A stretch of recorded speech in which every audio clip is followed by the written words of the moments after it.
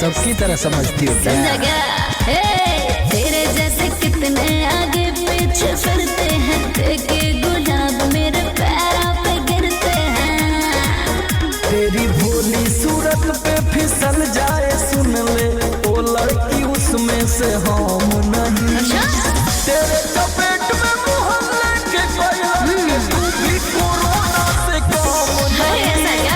तेरे चपेट में मोहल्ले के कोई लड़के, तू भी कोरोना से कम नहीं। यस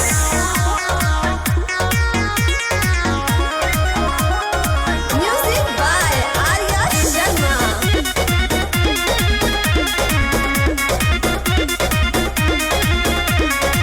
सारे कुंवारों की आंखों में बसती हूँ मैं, हो जाए बवाल जब जब हंसती हूँ मैं। वो कोई और है जो तुझ पे मरते हैं, तेरे लिए एक दूसरे से लड़ते हैं। अरे बहुत है। तू जिसको गिराती है उसको गिरा, और मुझको गिरा दे, तेरा दाम नहीं। तू भी गिरेगा। तेरे चपेट में मोहल्ले के कई लड़के, तू भी कोरोना से कम नहीं।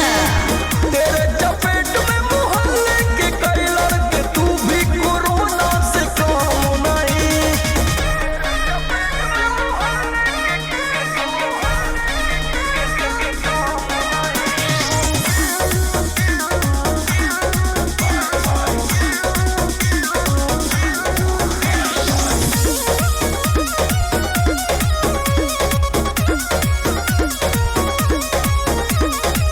सबसे अलग है ये मेरा अंदाज, कब तुम समझोगे हो यादवराज? क्या समझे?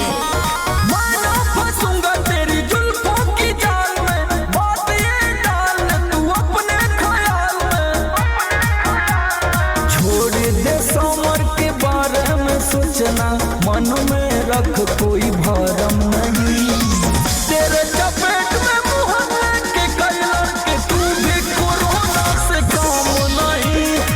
तेरे चपेट में मोहल्ले के कई लड़के, तू भी कोरोना से कम नहीं।